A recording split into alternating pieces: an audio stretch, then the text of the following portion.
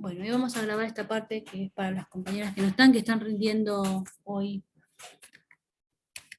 que están rindiendo finales, para que tengan un repaso, si bien ya tienen el video, pero bueno, un poquito de esta cursada.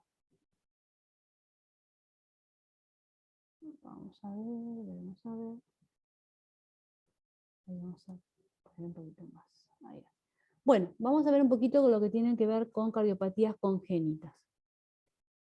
Tiene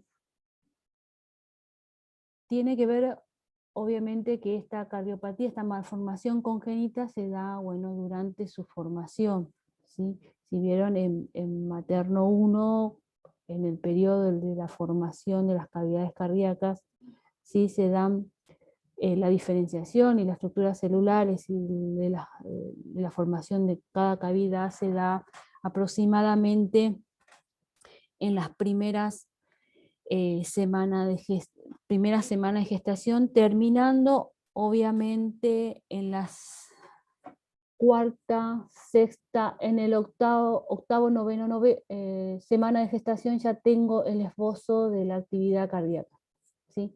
Quiere decir que todo lo que suceda en función a las primeras semanas de gestación puede llegar a impactar en esta formación celular, ¿sí? Y otros órganos también, obviamente. Muchas son congénitas porque obviamente que son desde su formación, desde su origen. Un poquito también en materno 1 lo habrán estudiado, ¿no? Y diferenciado la circulación fetal. La circulación fetal, a diferencia de la circulación post-nacimiento, la circulación fetal, básicamente todo el volumen, toda la oxigenación, todos los nutrientes lo hacen a través de la placenta. Si bien el órgano cardíaco ¿sí? Tiene funcionamiento y movimiento, pero es un esbozo de su actividad que va a ser en el futuro, ¿sí? Se comunica mediante la circulación menor con el pulmón, ¿sí? Y también con la circulación sistémica, ¿sí? A través de este órgano, ¿sí? A través de grandes vasos, ingresa, ¿no? De la placenta, a través del cordón umbilical, que está conformado el paquete vascular de 2 arterias y una vena, por la arteria, ¿no? Ingresa lo que sea la sangre, por la vena, perdón, ingresa, porque viene de la placenta, ingresa lo que serían los nutrientes y el oxígeno, y por las arterias vuelve al retorno a la placenta, ¿sí? Son 3 vasos, uno que es venoso, que lo ven ahí con estos colores, ¿sí? Que es rojo, todo lo rojo siempre se diferencia por la arterial, y todo lo azul, ¿no? O rojo oscuro se diferencia por sangre carboxigenada. Este circuito, esta circulación aproximadamente, ¿no? Lleva una oxigenación de 50 a 60% de saturación de oxígeno en sangre, ¿sí? La madre lleva mayor, en este orden llega estos órganos del feto, ¿sí? Maduran y llegan a su maduración para poder sostenerse la vida intrauterina en una hipoxemia, ¿sí? Por eso todo lo que se produzca posterior a esto, a los prematuros cuando nacen, ¿sí? No se le puede dar tanta concentración de oxígeno, ¿sí? Es contraproducente darle mucha concentración de oxígeno. Es perjudicial para ellos, ¿sí? Después más adelante, cuando veamos en crítico recién nacido de alto riesgo o prematuro extremo, vamos a ver cuáles son los impactos que puede llegar a surgir de este tratamiento, ¿sí? Bueno, circulación fetal lo hacen, las cavidades, si bien tienen un esbozo de trabajo, no es el 100% del trabajo. Hay una comunicación, ¿sí? Entre las aurículas, ¿sí? Para pasar del lado derecho, y la mayor parte del volumen sanguíneo pasa automáticamente a aurícula izquierda para posterior al ventrículo izquierdo para eyectar lo que sería al sistema por la aorta, ¿sí? Hay una comunicación, ¿sí? Ductus arterioso en la vida intrauterina que se da en el lo que sería la rama de la arteria pulmonar con la aorta, ¿sí? Y esto se da ubicado obviamente posterior a las tres ramas de la bifurcación posterior al callado aórtico.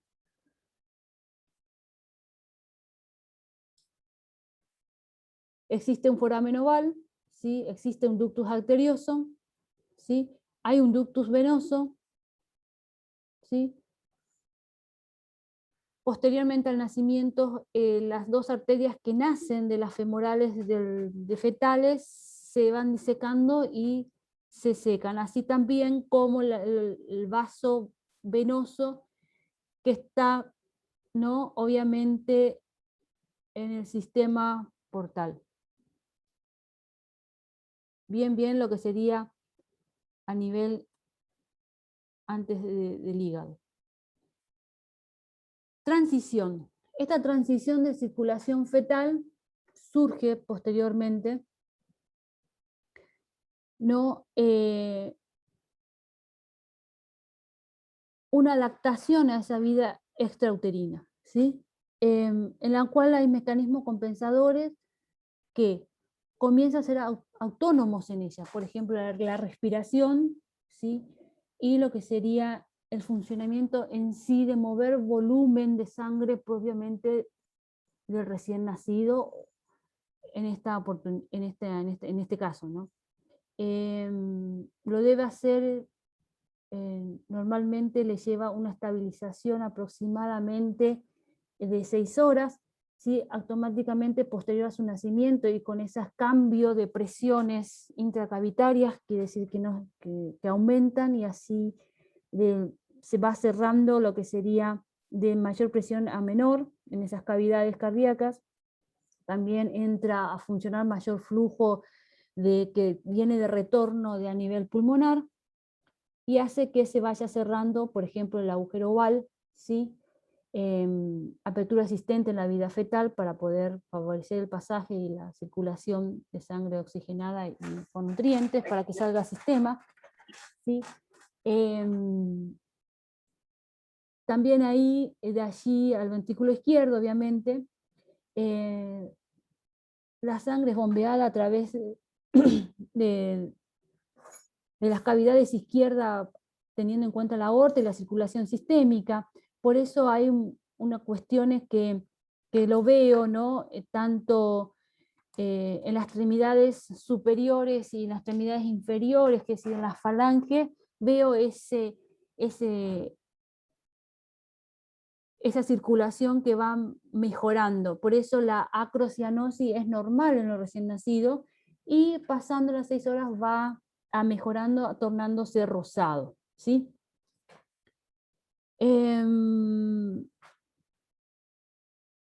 También tiene que ver con el canal vascular, con la arteria pulmonar y la aorta, y la circulación sistémica se estabiliza y toma su propio, ¿no? Circulación sistémica y así también mayor y menor del propio recién nacido.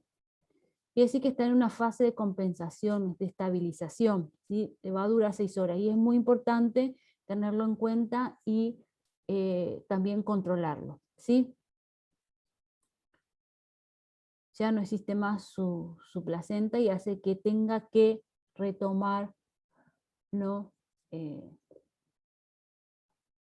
Cuestiones que tengan que ver con su propia circulación. Es un estado en la cual normalmente sucede, y bueno, en estos casos donde tengo malformaciones de estructura, hace que se dificulte muchas veces y sean muy característicos en los chicos que tengan algunas cuestiones de malformación congénita. Bueno, la transición, bueno, obviamente acá me refería al ductus, ¿lo están viendo? Sí, profe. Vieron que en el callado aórtico tengo, estos son los colores cómo van sucediendo, y por eso es que tengo ese Adgar que me da que se vuelva a repetir la valoración, y en esa vuelta a repetirse hace que mejore bastante, ¿sí? Al nacimiento, a los 5 minutos, a los 10 minutos, y esto va mejorando, ¿sí? Sangre oxigenada es, no, obviamente, lo voy a ver de color rojo, y el color azul siempre es, puede ser que sea mezcla al principio y luego ya se diferencia muy bien en las dos cavidades, ¿sí? Y también vean la clínica a nivel de la circulación periférica. Esto se da rápidamente, y si no algunos que como que están en los cardiopatos tarda un poquito más, que no responde, mejorarlo, que no responde al aporte de oxígeno, porque no es por falta de oxígeno, es cuestiones estructurales, ¿sí? Bueno, quería un poquito de lo que va sucediendo, sistema linfático, el sistema cardiovascular. Esto lo coloqué aquí porque tiene que ver así como pasa en el circuito menor y así como pasa en el circuito mayor. El paquete, ¿no? Vascular consta de, ¿no?, una vena y una arteria, ¿sí? Todo lugar que llega sangre oxigenada debe tener un retorno, ¿no?, de venoso, ¿sí? Y también lleva con él lo que sería el sistema linfático, y así también la inervación nerviosa. Son 4 cosas que están, ¿sí?, siempre presentes, ¿sí? Y también las estructuras. Tengo el flujo sanguíneo, tengo en el sistema circuito circulatorio tengo, bueno, arteria, ¿sí?, arteriola, capilares, vénulas, ¿sí?, y venas.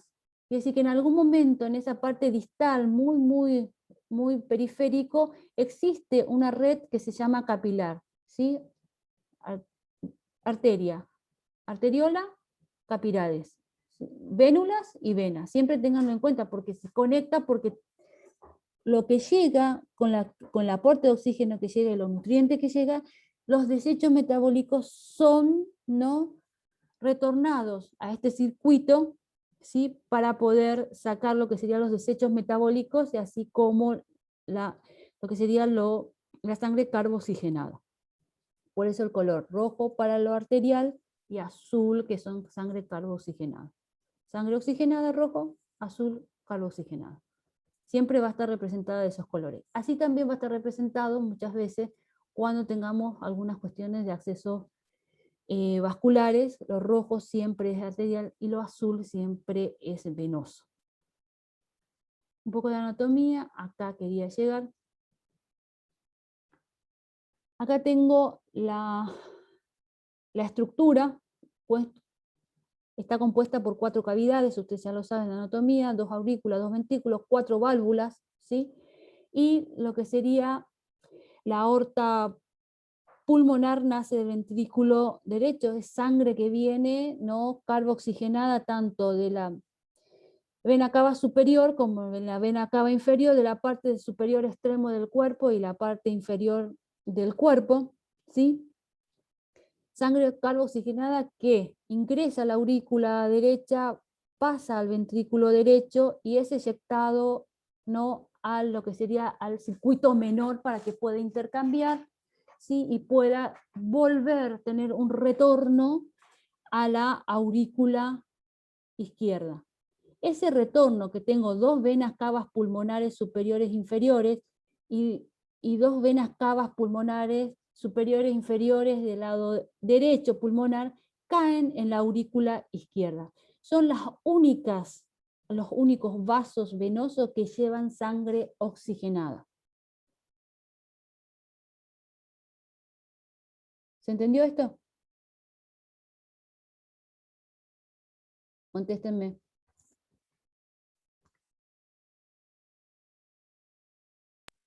Sí, profe. ¿Sí? Profe. Esta sangre, producto del retorno del circuito menor que está oxigenado, ¿no?, pasa con mayor concentración de oxígeno, pasa a ver si tengo uno acá. Pasa lo que sería el ventrículo izquierdo. El ventrículo izquierdo tiene mayor presión que el ventrículo derecho, ¿sí? Y de esta es eyectada del ventrículo izquierdo, donde nace la aorta, es eyectada al sistema, ¿sí? En esta aorta, donde nace, apenas sale de la musculatura ventricular, ¿no? Sale también lo que sería lo vascular arterial propiamente dicho del corazón, que serían las coronarias, tanto rama derecha como rama izquierda. Quiere decir que el corazón se perfunde a sí mismo primero, luego en el callado aórtico tengo dos, tronco brachiocefálico, arteria carótida común izquierda y arteria subclavia izquierda. Quiere decir que se irriga primeramente a él y luego sale a lo que sería al órgano principal, que sería nuestro comando, que sería el cerebro, ¿sí? Posteriormente tiene su callado, en ese callado aórtico nace esas tres arterias principales, y posterior a esta, acá apenitas, ¿sí? donde se da la congruencia, ¿sí? entre la arteria pulmonar y la aorta, es donde estaba el ductus, la comunicación arterio aórtico, pulmonar aórtico, ¿sí? Esto se cierra una vez que nace, ¿sí? Algunos pueden persistir, ¿sí? Porque en realidad se cierra posteriormente cuando esta cámara izquierda aumenta su presión para su trabajo definitivo. Las válvulas. Las válvulas, tenemos la válvula tricúspide, que es aurículo ventricular, tenemos la mitral, que es aurículo ventricular izquierdo, ¿sí? Tenemos la aórtica propiamente dicho, que está implantada en el ventrículo izquierdo, y tenemos la aorta pulmonar, que está implantada lo que sería en el ventrículo derecho, ¿sí? Esto es importante que lo sepan, porque a medida que esto lo ubiquen van a comenzar a diferenciar las cardiopatías congénitas. ¿Sí? Un poco más de gráfica, tiene que ver con las válvulas, son 4, ¿sí? El retorno de las venas pulmonares, tanto superior como inferior, de esos pulmones, ¿sí? Y tanto derecho como izquierdo terminan lo que serían en la aurícula izquierda. Entonces, todo lo que suceda en lo que sería el lado izquierdo va a repercutir evidentemente en lo pulmonar, ¿sí? Un poco más de lo que sería lo anatómico, el sistema estímulo eléctrico para la actividad, porque es un músculo que tiene actividad y necesita el estímulo eléctrico para poder ejercer, las SPAN para poder realizar su trabajo, cómo están ubicados, dónde nace el nódulo sinusal, ¿sí? Para poder ubicarlo. Todo lo que suceda acá y todo lo que depende de algunas cuestiones que tengan que ver con morfológico puede impactar a su actividad eléctrica.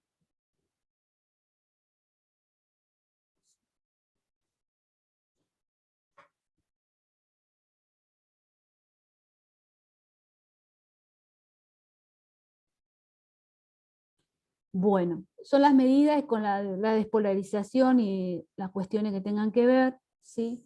Los ritmos, ¿sí? Eso se ve más profundamente en el tema, lo vamos a ver en paciente crítico, justo creo que ayer. Si ustedes habrán visto un video, ayer vimos lo que sería insuficiencia cardíaca y arritmias. Bueno, el ritmo cardíaco consta, que ya ustedes ya lo saben, con muchos ya lo hemos someramente hablado, el ritmo normal, el P, Q, R, S y el T, ¿sí? Depende del voltaje y el tiempo, como se transcribe en ese registro, en ese papel de electrocardiograma, ¿sí? Por lo general,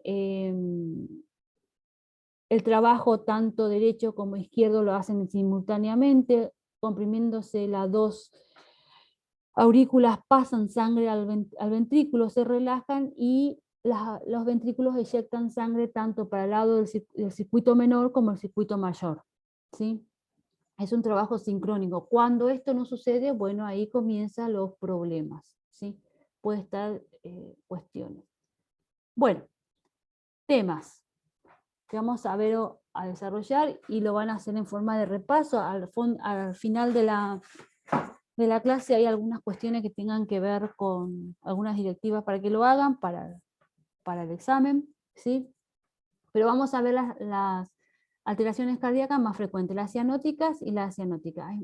Hay muchísimas, algunas son muy, muy raras, pero vamos a ver las que son bastantes, las que más representativas son, ¿sí?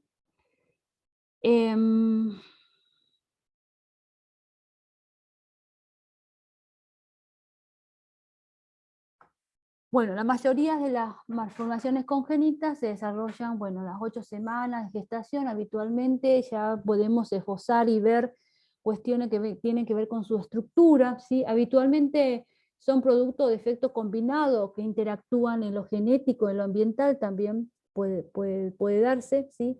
Exposición fetal a fármacos, por ejemplo, madres que están con tratamiento y bueno, tengan que ver con efectos queratogénicos, ¿sí?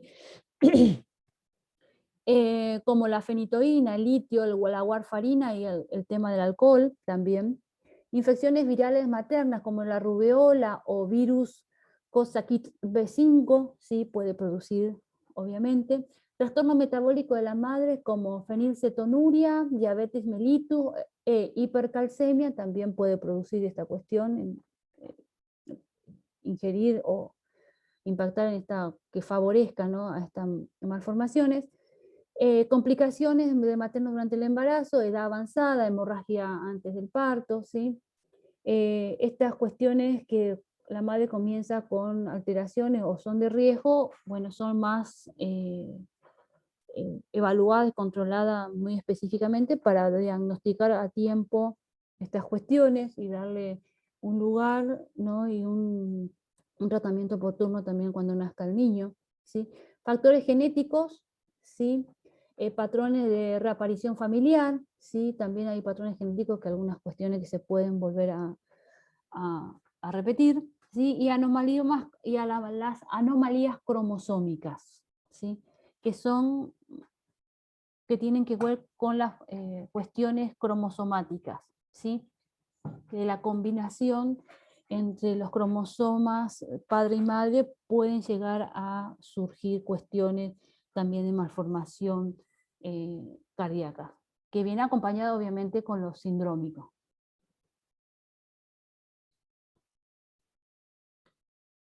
Y lo vamos a clasificar de esta manera. Si ustedes buscan, ¿sí?, en las bibliografías, bueno, son las bibliografías que se usó para hacer esta clasificación. Los tipos, vamos a clasificarles las cardiopatías congénitas según los tipos que surgen en la clínica. Pueden ser acianóticas, obstructivas y cianóticas, ¿sí? Cianóticas, obstructivas o acianóticas, según el tipo. Según la fisiopatología, cortocircuito de izquierda a derecha e hiperflujo pulmonar. Obviamente que hay un cortocircuito de izquierda a derecha en la cual persiste el hiperflujo pulmonar. Quiere decir que vamos a tener un pulmón con bastante volumen porque va a estar impactado y puede llegar a tener edema pulmonar, puede tener problemas respiratorios a repetición, por eso ese más de 2 o 3 episodios de problemas respiratorios en el año hay que tener una consulta con cardio para ver, ¿no?, y hacer estudio de diagnóstico, ¿sí? ¿Cuáles son las cardiopatías que pertenecen y se va a cortar? Son comunicación ventricular, comunicación intraauricular, persistencia del ductus arterioso, que sí que queda permeable, ¿sí? Persistencia del canal AB completo. Quiere decir que no tiene tabique. Acá no tiene el tabique ventricular, acá no tiene el tabique auricular, acá persiste el ductus de esa vida intrauterina, persiste y bueno, lo descompensa, aumenta lo que sería mayormente el flujo pulmonar, y acá persiste el canal aurículo-ventricular. Quiere decir que no tiene el tabique aurículo-ventricular completo. ¿Sí? Son acianóticas, ¿sí? Aumenta el flujo pulmonar de sangre en ambas cavidades, interconectadas, presentan edema pulmonar y dificultad respiratoria. Son pacientes que van a aumentar y tienen la tendencia de estar con taquipnea. ¿Me están escuchando? Sí, profe. Las obstructivas. ¿Qué pasa con las obstructivas? Obstruye o disminuye el trayecto de salida. Quiere decir, ¿no? De ambos ventrículos. Es bien ventricular. ¿Sí? Tanto del lado derecho como la circulación menor y tanto como la salida de la circulación mayor. Entonces en el ventrículo derecho voy a tener estenosis pulmonar. Va a estar estrechada esa arteria pulmonar. ¿Sí? Y es obstructivo, porque obviamente que no impide salir el flujo con facilidad. Del ventrículo izquierdo tengo estenosis aórtica, que está más estrechada. Lo que sería, tengo una estrechez, está en una parte más estrechada, lo que sería una estenosis aórtica, o voy a tener coartación de aorta. La coartación de aorta se puede dar preductal o postductal. ¿Sí? Quiere decir, antes del ductus o después de la ubicación del ductus. Y me va a marcar una gran diferencia tanto de frecuencia, de pulso, de palpar los pulsos a nivel superior del cuerpo que a nivel inferior del cuerpo. También con los pulsos, como yo los voy palpando, por eso tengo que ir diferenciando de la parte de ambos lados y de lo superior de lo inferior. Y también de la tensión arterial. En la clínica, en el examen físico, simplemente porque son obstructivas y la coartación de aorta, si no es muy, y la estenosis aórtica, si no es muy grave, no causa cianosis. Las cianóticas propiamente dichas, esas son las grandes cardiopatías, que son el cortocircuito de derecha a izquierda. Persiste el flujo de la cavidad derecha sobre la cavidad izquierda, quiere decir que la sangre carboxigenada está del lado izquierdo y sale al circuito sistémico, ¿sí? Por eso es que tengo la presencia de cianosis. Mientras sea del lado, que del lado izquierdo pase para el lado derecho, no voy a tener la clínica de la cianosis persistente. Pero sí, si la sangre carboxigenada persiste del lado izquierdo, ahí sí voy a tener la cianosis. ¿Sí? ¿Y qué pasa con esto? Tengo, por la fisiopatología, tengo hipoflujo pulmonar, que tengo la tetralogía de Fallot y la atresia tricuspidia, quiere decir que no tiene atresia, no tiene directamente válvula tricúspide. ¿Sí? Hiperflujo pulmonar, transposición de grandes vasos. Los dos grandes vasos son la pulmonar y la aorta. La aorta la tengo del lado derecho y la pulmonar la tengo del lado izquierdo. ¿Sí? O la otra anomalía total de retorno venoso pulmonar. Quiere decir que esas venas pulmonares, tanto del lado derecho como del lado izquierdo, superior e inferior, no se implantan en la aurícula izquierda, se implantan en los otros vasos, en el lado derecho. ¿Sí? Puede ser anterógrado del corazón y puede ser que esa vasculatura se implante en la vena cava inferior o superior en la vena cava inferior, dije, o en la vena cava superior. Esa es la anomalía total del retorno venoso pulmonar. ¿Sí? Y lo van a encontrar con esta sigla. Preguntas antes que se corte.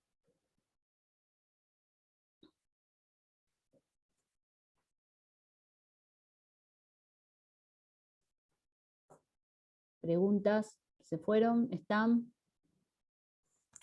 No.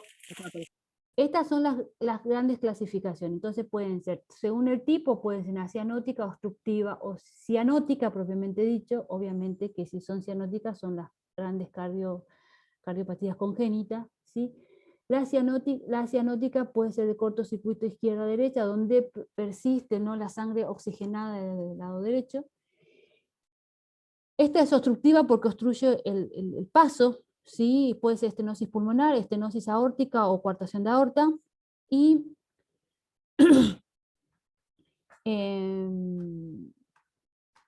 también acá en las atresia tricuspide y atresia también puedo llegar a tener atresia pulmonar.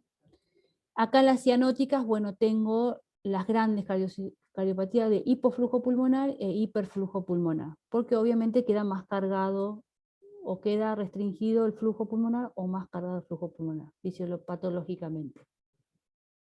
Bueno, acá un cuadrito para que... Pero siempre se van a clasificar de esta manera: cortocircuito izquierda-derecha y está en rojo, ¿vieron? Que son las cianóticas, y cortocircuito de derecha a izquierda que están en color azul, ¿sí?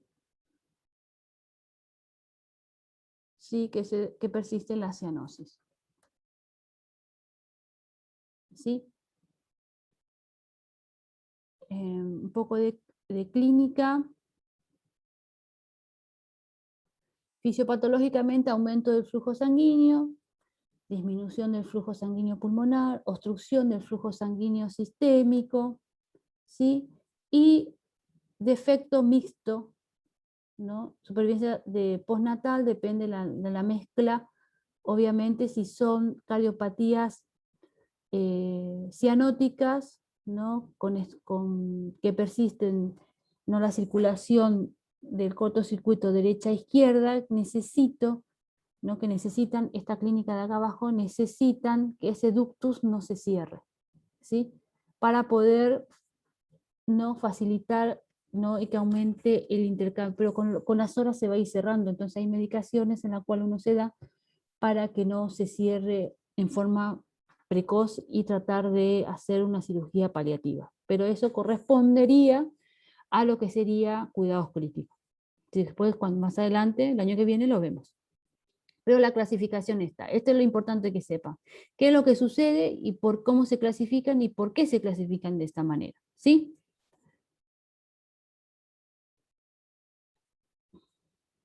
Es lo mismo. Cuadro clínico. Voy a encontrar en la auscultación un soplo cardíaco, disnea, que aumenta con el esfuerzo del llanto, de alimentación, y cuando se agita, ¿sí?, cuando está irritable también aumenta. Imagínense, si ya con la disnea está compensando y tiene la tendencia a estar irritable, a llorar, va a estar más requiriente, ¿sí? Entonces, con el llanto o con la alimentación simple entra con dificultad respiratoria.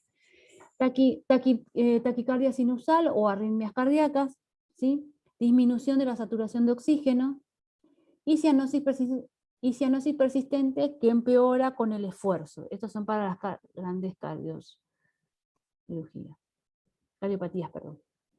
Estudio que lo voy a tener en cuenta para lo cardiológico, ¿sí? Radiografía de tórax, se evaluará la cardiomegalia, ¿sí? Ecocardiograma de diagnóstico, electrocardiograma, gasometría arterial para ver cómo es el intercambio, en qué niveles está, y lavatorio completo de prueba sanguínea, ¿sí? Esos son los estudios para verlo, pero esta, la ecografía, el ecocardiograma, sí, Doppler color es lo que se puede medir, tantas presiones intracavitarias, ¿sí?, por cálculos, y que lo hace obviamente la ecografía, el aparato del ecógrafo, y también